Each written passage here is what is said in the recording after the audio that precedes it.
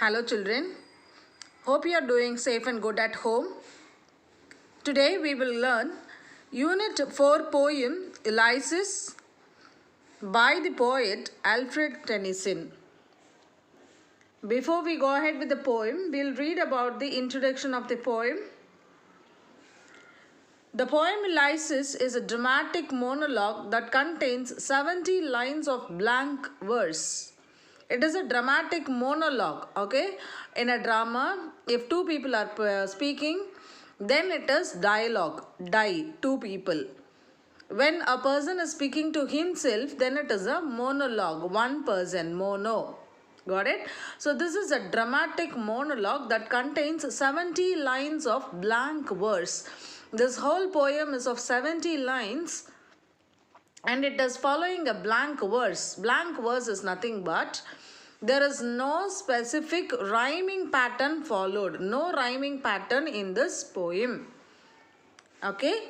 Ulysses, the king of Ithaca, gathers his men together to prepare for the journey and exhorts them not to waste their time left on earth. Ulysses has grown old, having experienced many adventures at the Battle of Troy and in the seas. So, Ulysses is the king of Ithaca. Ithaca is the country. Ulysses is the king of that country. Okay, and he is gathering all his men. Okay, his fellow men. He is gathering all of them. And he is telling them, come on, do not waste your life. Do not waste your time that is left on the earth. We are already old. Let's go ahead to enjoy our life by traveling. Like that, he is gathering all his men. He has grown old and he had also experienced many adventures. Battle of Troy he had experienced, and in the seas also he had experienced many adventures.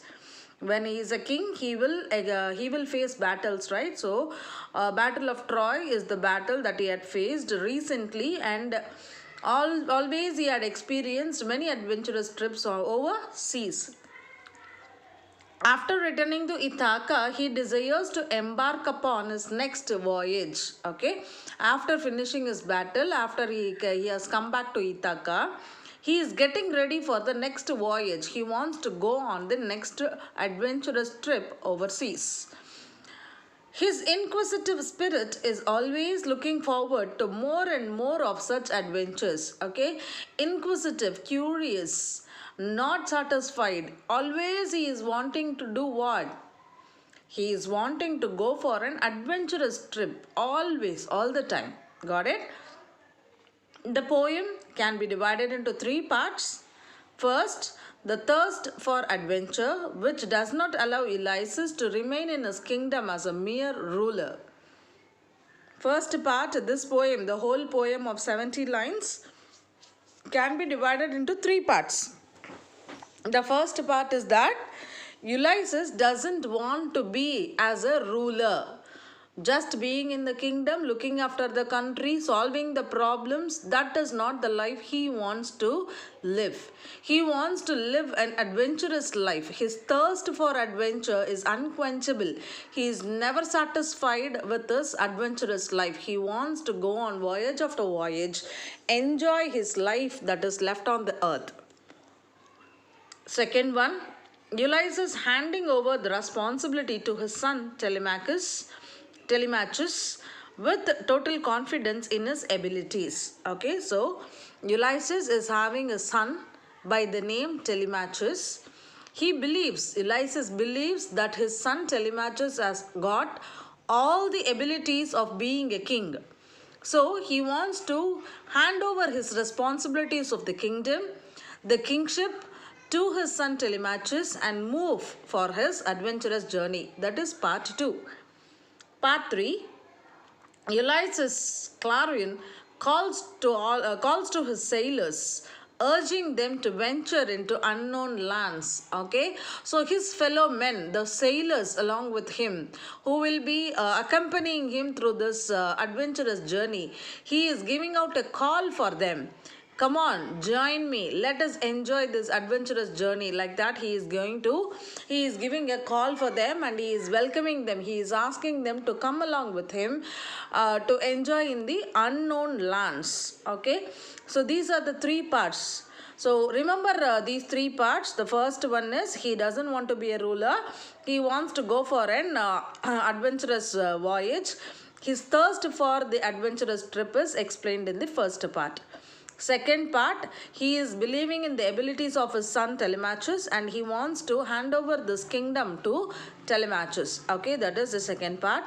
Third part, he is ready for the voyage. He is asking all his fellow members, the sailors, to join him in the adventurous trip. Okay, so remember, when you read the poem, when we go ahead to learn the poem, you'll have to be very clear on where the first part ends, where the second part starts, and all that. Okay, before we go ahead to read the poem, we will go ahead to read about the author, who is the poet Alfred Lord Tennyson. Okay, about the author Alfred Tennyson, 1st Baron Tennyson, 6th August 1809 to 6th October 1892, was a British poet. So 1st Baron Tennyson is his another name. Okay, Alfred Tennyson was a British poet. He was a poet laureate of Great Britain and Ireland during much of Queen Victoria's reign, and remains one of the most popular British poets. So, when Queen Victoria's reign was there, when she was ruling Britain, the Great Britain and Ireland, he was a poet laureate. He was the poet of the kingdom. Okay, and he is well known and most popular poet of British poets. Got it? Next one is Tennyson excelled at penning short lyrics such as Break, Break, Break, The Charge of Light Brigade, Tears, Idle, Tears, and Crossing the Bar. He wrote verses on classical mythology such as Ulysses, Idas of the King, and Tithonus. Tennyson uses a use of musical qualities of words to emphasize his rhythms and meanings is sensitive.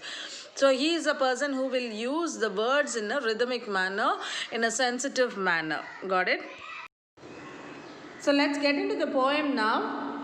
Read the poem Ulysses by Alfred Lord Tennyson, which speaks of an unquenchable thirst of the Greek hero Ulysses for travel and exploration of new vistas, until death would overpower him. So, in this poem, Ulysses is portraying himself as a person who wants to explore new things, adventure in his life, until death overpowers him, until the death conquers him. He wants to explore and go ahead with new experience of adventures. Okay. So now we will get into the poem. The first 4 lines. It little profits than idle king, by this still earth, among those barren cracks, matched with an aged wife, I mate and down unequal loss unto savage race, that hoard and sleep and feed and know not me. Okay. Before we go ahead with the explanation of the poem, I will give you the meaning of certain phrases.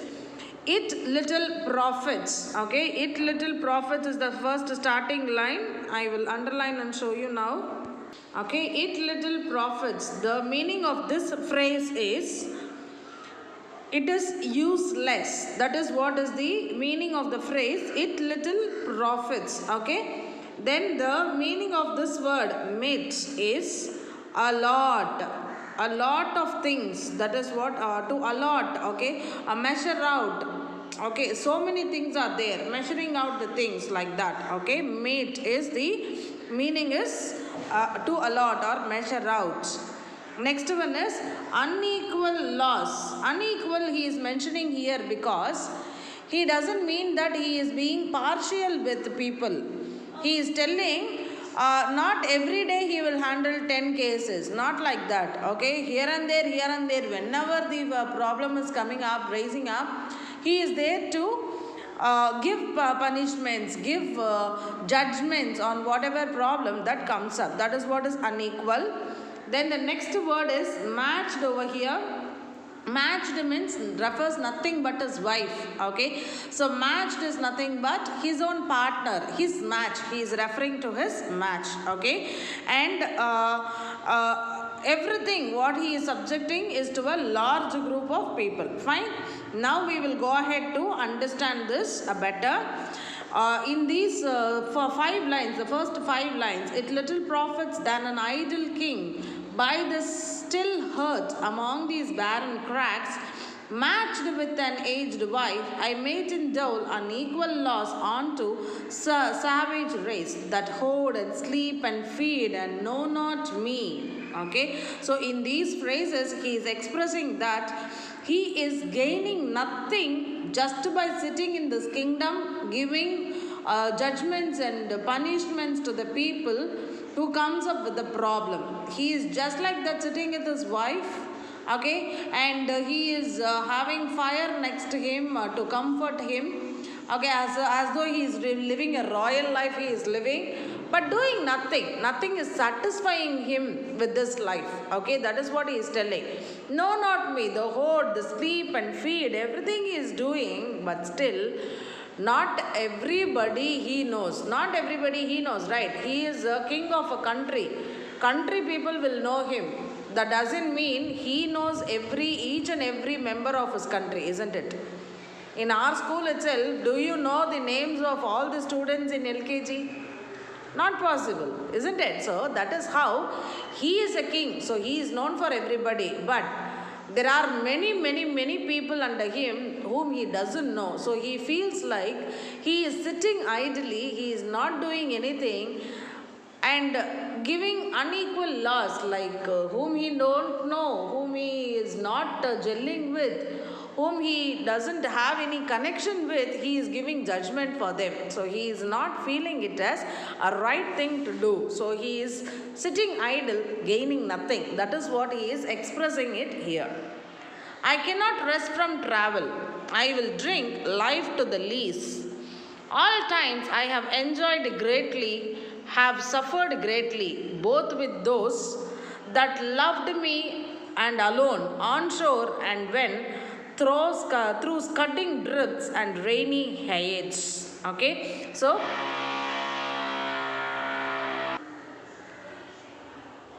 okay, I cannot rest from travel. Here also I will explain you the phrases and then I will go ahead to explain you. Okay, so drink life to the lees is nothing but to the fullest. Okay, actual meaning of this is lees is nothing but the sedimentation that will be formed in the wine glass. Actually, the wine bottles will be like a royal wine bottle will be having the sediments of whatever things is added to it. Okay, and the royal wine bottle for years together that sedimentation will happen, and that wine will be the royal wine. So somebody who is drinking the wine will mostly avoid the sedimentation and drink the wine above. But he is telling even this lees, the sedimentation of the wine, he will drink it, it seems. To the last drop of the bottle he will drink. To what is he comparing this? This metaphor is used to tell that he wants to enjoy the life to the fullest.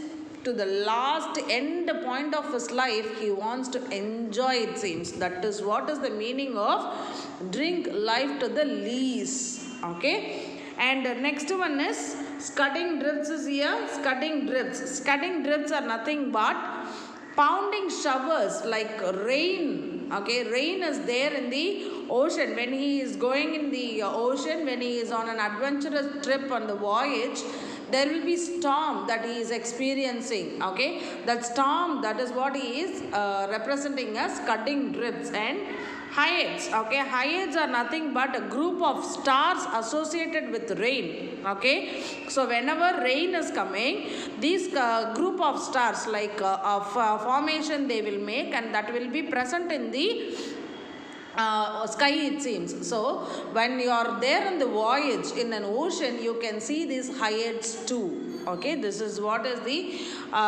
general explanation of the phrase is used. Now we will go to the explanation. I cannot rest from travel. I will drink life to the lees. What is he telling? He wants to travel. All the time he wants to travel. He doesn't want to rest at all.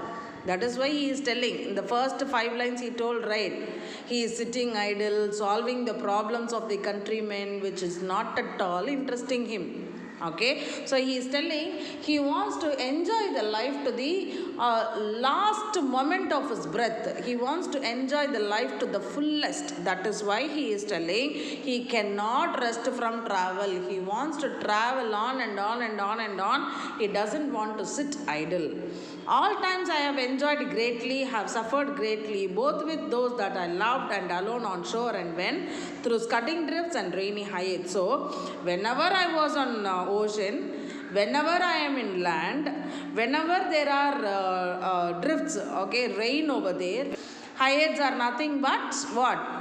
The stars, okay, the cluster of stars they are seeing everywhere. He was enjoying greatly, it seems. He never suffered as though he is sitting in the land and suffering now. Okay, he had bad times, he had good times with those people whom he known. Okay, with whenever he was alone also in the ocean, all the times he had good times and bad times. But this enjoyable time was only when he was in the ocean. That is what he is representing it here. He is making it sure here. Okay, vexed the dim sea, I became a name, for always roaming with a hungry heart.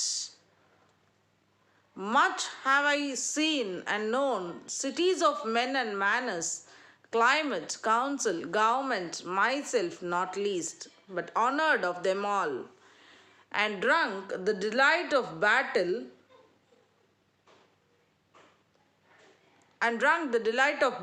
with my peers.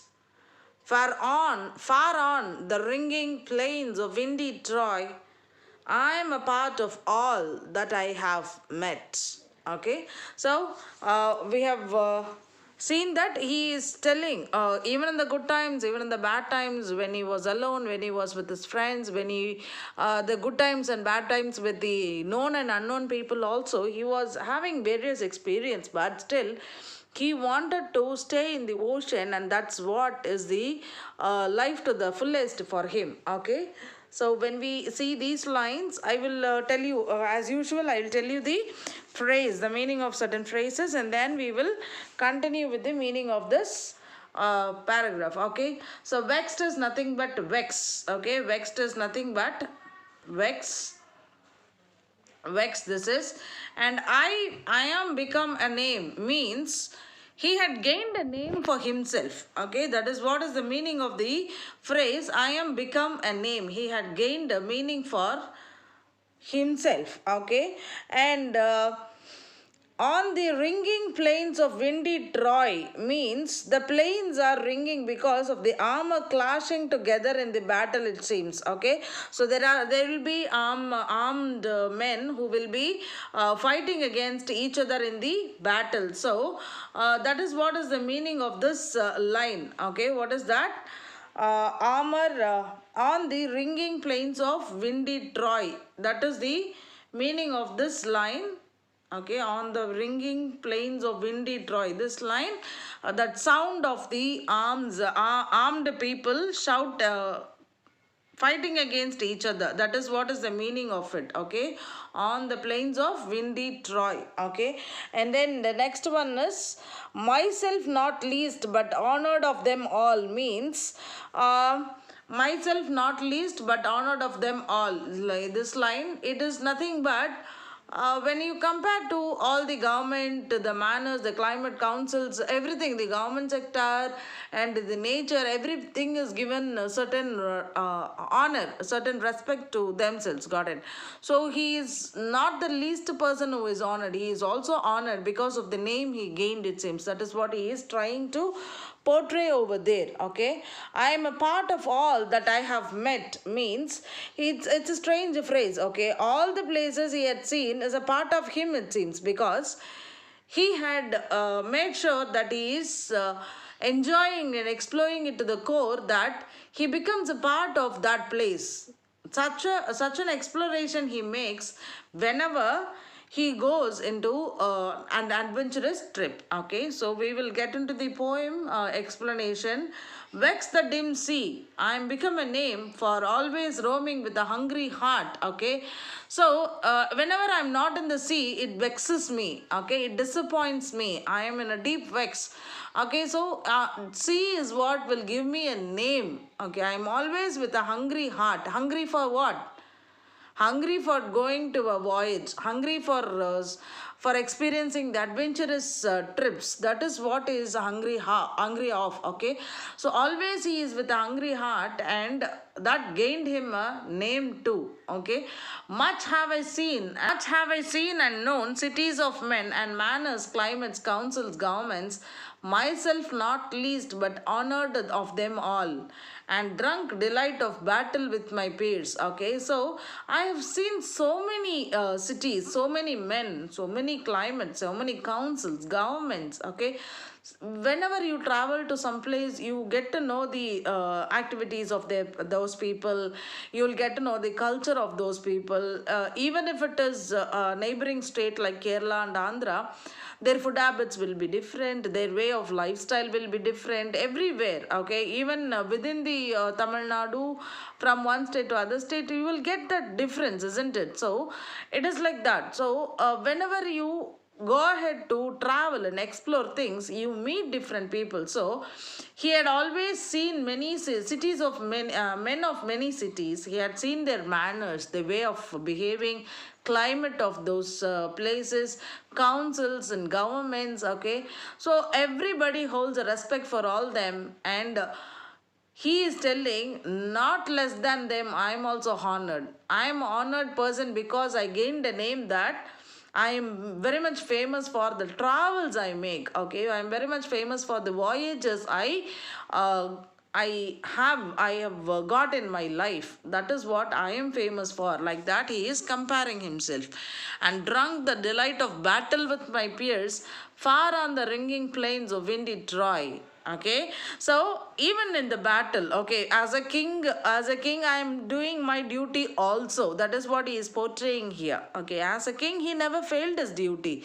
He had been in the battlefield, fighting for his own land. Okay, and that is what he is mentioning over the ringing plains of windy Troy. Troy is the battlefield over there, where the ringing sound was there because of the armed people fighting against each other. There was ringing sound over there, and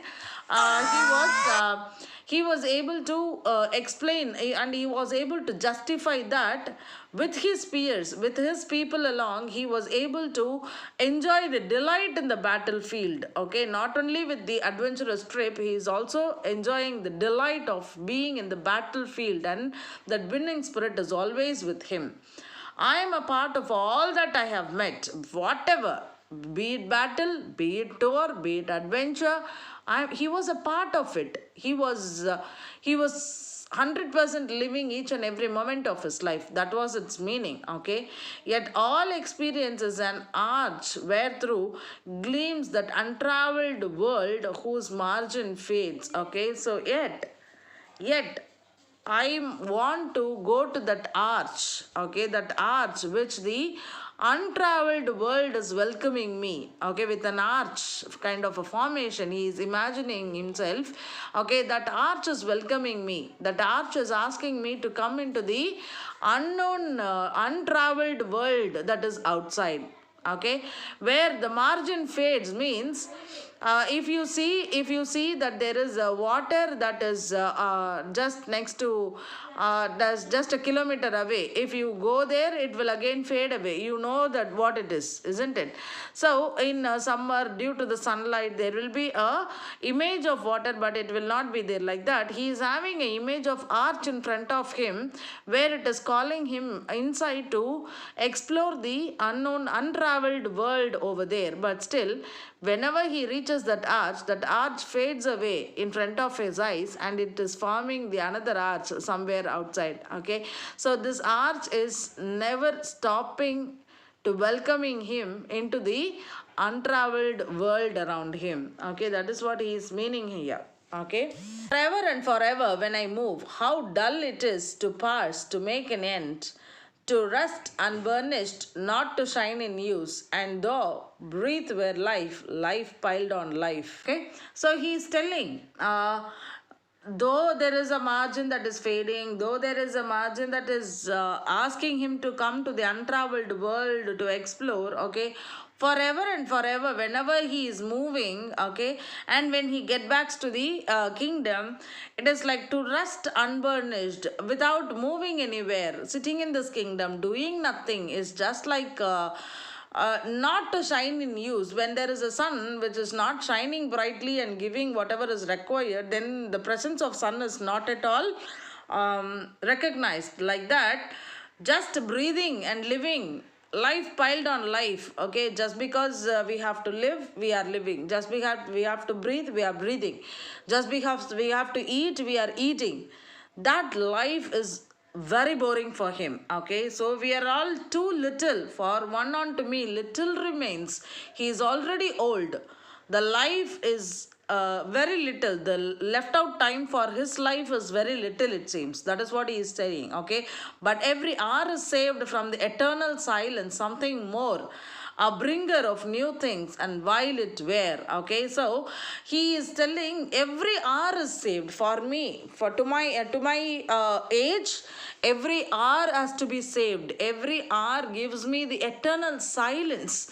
There is an end waiting for me as early as possible. So every hour, every minute I get is precious. I don't want to waste it. I want to drink it to the fullest. The brinja, okay, the brinja means the up to the brim of something. Okay, so to the new things are all around the world. I want to explore it without wasting my time. Okay, while it were for some 3 suns to store and hoard myself, and this grey spirit yearning in desire to follow knowledge like a sinking star beyond the utmost bound of human thought. Okay, for 3 suns, okay, for 3 suns it's like 3 decades or like that. That is the meaning of so many years, like that. Okay, so while it were for some 3 suns to store and hoard myself, and the grey spirit earning in desire. So it is not like so many days I have to spend. I have very less days to spend. Okay,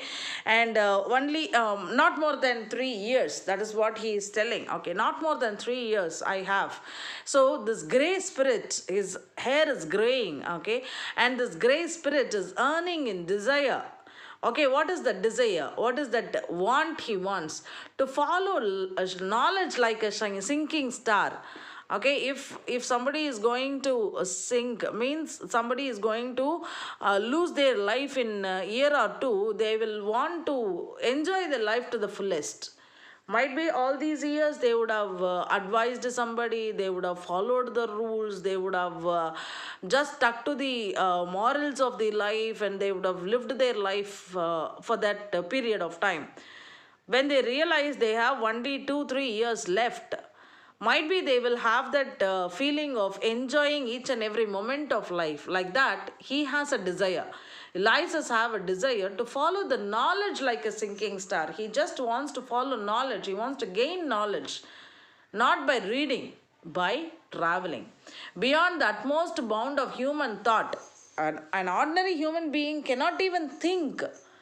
This much travel can happen, this much voyage can happen, cannot think at all. Such an extent he wants to travel. He wants to go beyond an ordinary human's thought.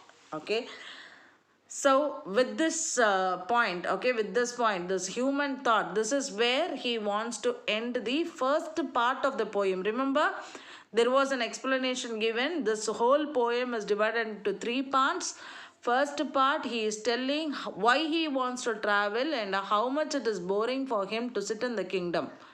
Second part is where he believes that, he strongly believes that his son Telemachus is capable of taking up the kingdomship. And then kingship and release him to travel. Okay, so he is handing over his kingdom to his son Telemachus. That is what is the second part, and the second part will be continued later. First part, I want you all to be very, very, very clear with. Okay, read each and every line of the poem after hearing the explanation. If you have doubts, please come to me and ask. This poem will be very clear to you when it is taught in person. That is what I strongly believe. When it is taught in online mode, I don't think it will reach you to the extent, but still I want you to put your effort to understand each and every line of the poem. Okay, if you don't understand, please come back and ask. If you're unable to come and meet me in person on Tuesdays and Thursdays in the school, you can come in the live class and then ask me. Got it? Thank you, children. Take care.